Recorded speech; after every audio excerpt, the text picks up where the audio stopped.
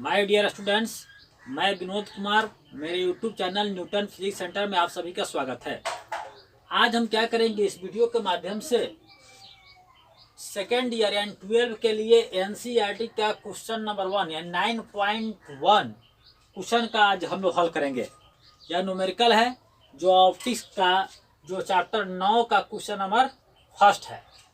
इस क्वेश्चन को हल करेंगे और यदि मेरा वीडियो आप लोग को अच्छा लगेगा तो इसे सब्सक्राइब जरूर करेंगे।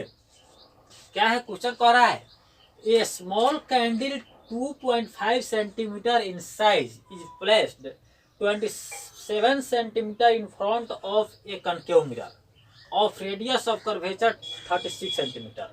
At what distance from the mirror should a screen be placed in order to obtain a sharp image? Describe the nature and size of the image. If the candle is moved closer to the mirror, how would the screen have to be moved? Question कह रहा है कि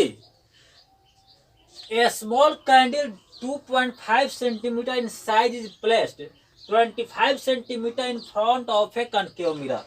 कोई मोमबत्ती है जिसका size है 2.5 centimetre यानी 2.5 सेंटीमीटर है और इसे अवतल दर्पण के सामने रखा गया है 27 सेंटीमीटर की दूरी पर और इस अवतल दर्पण का रेडियस ऑफ कर्वेचर कह रहा है 36 सेंटीमीटर और इस अवतल दर्पण का वक्रता त्रिज्या कितना कह रहा है 36 सेंटीमीटर कह रहा है। Eight what distance from the mirror should a screen be placed in order to obtain a sharp image? और कह रहा है इसके सामने यानी इस दर्पण के सामने किसी पर्दा को कितना दूरी पर रखा जाए ताकि उसका सुस्पष्ट प्रतिबिंब बन सके, उसका स्पष्ट प्रतिबिंब बन सके उस पर्दे पर। उसके बाद कह रहा है describe the nature and size of the image. प्रतिबिंब के प्रकृति एवं आकार का वर्णन करना है, यानी प्रतिबिंब का प्रकृति और आकार का भी वर्णन हमको करना है। उसके बाद if the candle is moved closer to the mirror, यदि मोमबत्ती को दर्पण के क्लोजर यानी समीप में जब लाया जाता है तो how would the screen have to be moved, तो ऐसे स्थिति में पर्दा को कैसे मूव किया जाएगा वही हमको बताना है। तो जब हम क्या करेंगे, मोमबत्ती को करीब में लाएंगे जो अब दर्पण के, तो ऐसे स्थिति में पर्दा को किधर मूव करेंगे, कैसे मूव करेंगे, किधर हटाएंगे, उसके बारे में भी चर्चा हमको करना है। पहले क्वेश्चन कह रहा है a small candle 2.5 centimetre in size place 27 centimetre in front of a concave mirror. कह रहा है of radius of curvature 36 centimetre. कोई मोमबत्ती है, छोटा मोमबत्ती है जिसका साइज दे रहा है 2.5 सेंटीमीटर। लिखेंगे गिवन मोमबत्ती यानी ऑब्जेक्ट है, कोई ऑब्जेक्ट है जिसका साइज दिया हुआ है 2.5 सेंटीमीटर, यानी वस्तु का आकार, वस्तु के आकार को मान ले रहे हम h1 is equal to 2.5 centimetre is place 27 centimetre in front of a concave mirror, जो अवतल दर्पण के सामने 27 सेंटीमीटर की दूरी पर रखा गया है। यह मोमबत्ती जो है अवतल दर्पण के सामने 27 सेंटीमीटर की दूरी पर रखा गया है, यानी वस्तु दूरी u इज इक्वल टू क्या है -27। वस्तु दूरी को हम u से डिनोट करते हैं और वस्तु दूरी निगेटिव होता है, इसीलिए यहाँ पर -27 कर दिए हैं। और इस अवतल दर्पण का रेडियस ऑफ कर्वेचर कह रहा है 36 सेंटीमीटर और इसका वक्रता त्रिज्या यानी r इज इक्वल टू क्या है 36।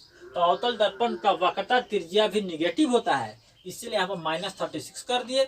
जब r -36 है तो इसीलिए f इज इक्वल टू क्या हो जाएगा r/2 is equal to -36/2 is equal to f is equal to क्या हो जाएगा यहाँ पर -18 हो जाएगा, यानी f का वैल्यू कितना आ गया -18, यानी -18 f का वैल्यू हमको प्राप्त हो गया।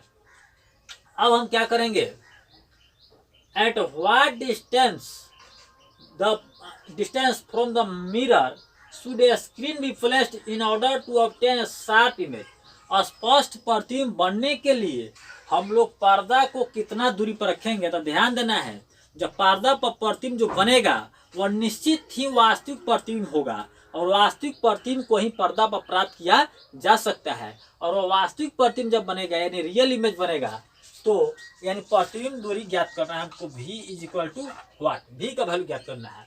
उसके बाद आगे describe the nature and size of image, यानी प्रतिबिंब का नेचर ज्ञात करना, प्रकृति, यानी प्रतिबिंब वास्तविक बनेगा या आभासी बनेगा, और उसका साइज कैसा रहेगा वो हमको बताना है।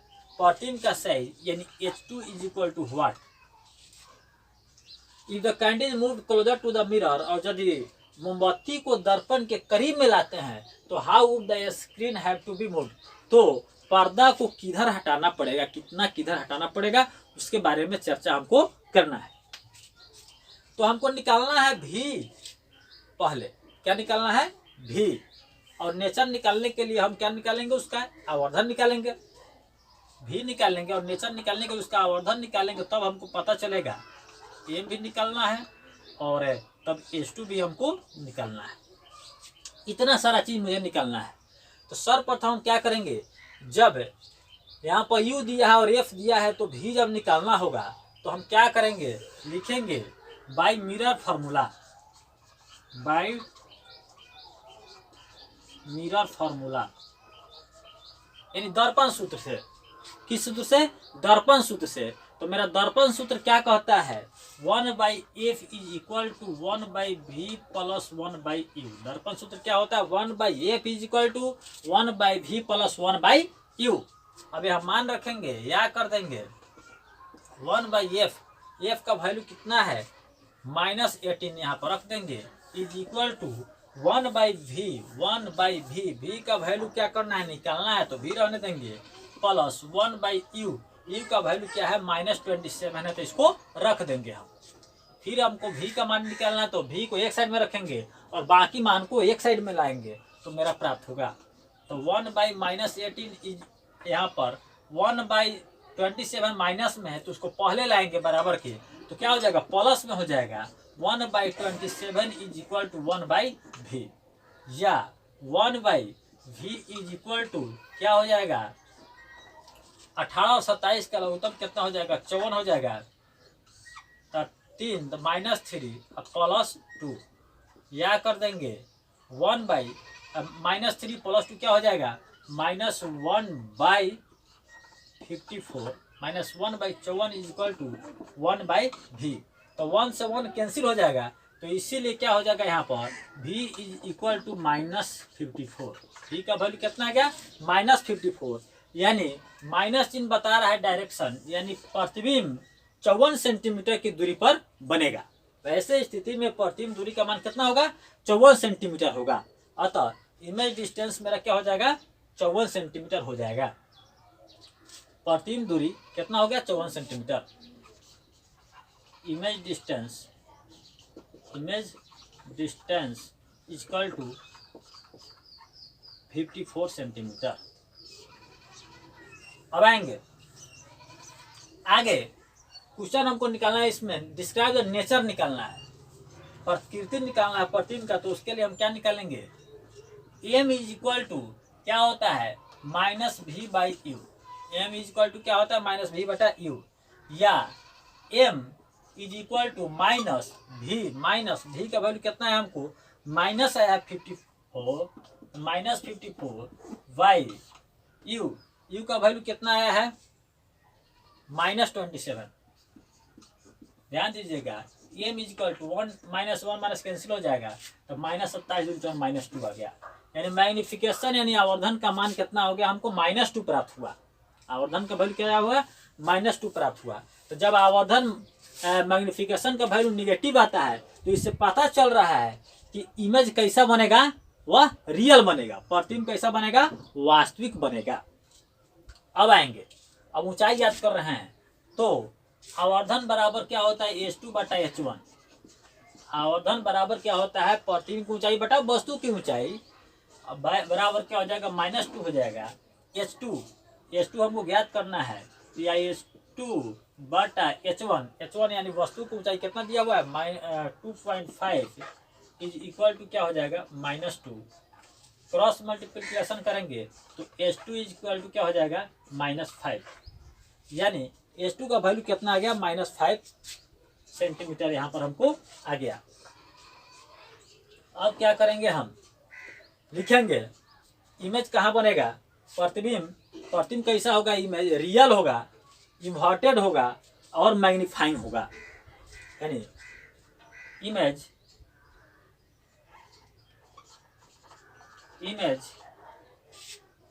Is formed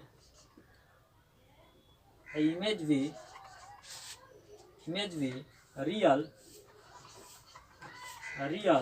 inverted and magnifying।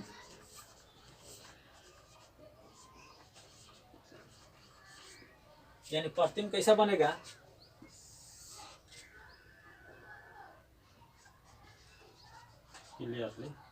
यानी अतः प्रतिबिंब जो है, प्रतिबिंब कैसा बनेगा, वास्तविक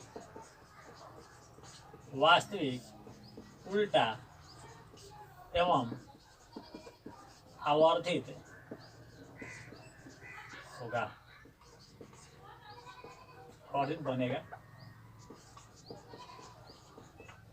प्रतिबिंब कैसा बनेगा, वास्तविक उल्टा एवं आवर्धित होगा और जिसका साइज प्रतिबिंब का ऊंचाई क्या होगा -5 सेंटीमीटर होगा।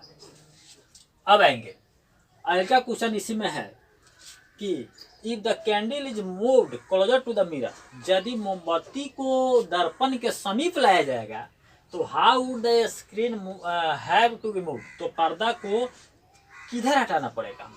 ध्यान देंगे तो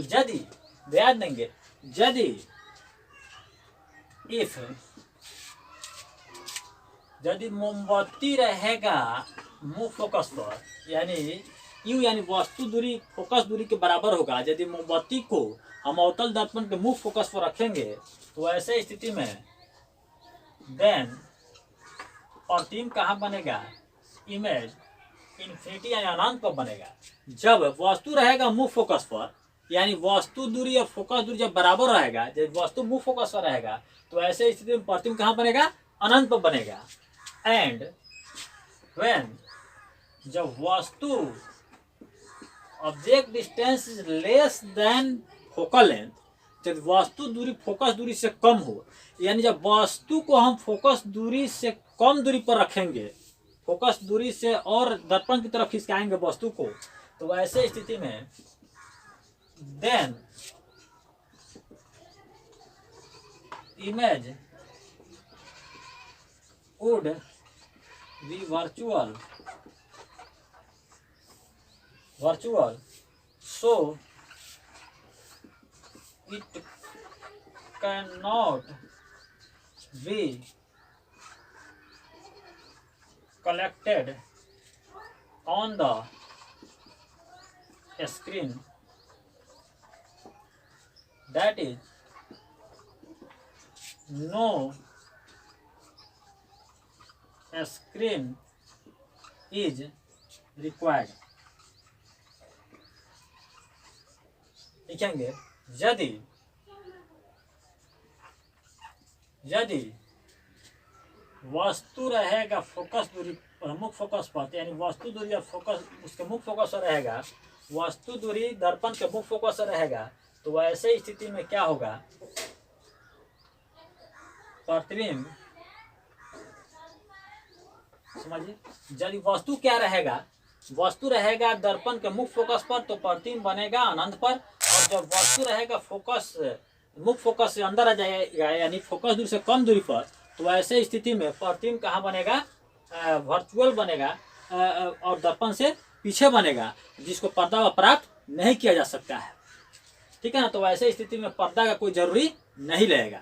यदि मेरा वीडियो आपको अच्छा लगे तो इसे सब्सक्राइब, लाइक एवं शेयर जरूर करें। धन्यवाद।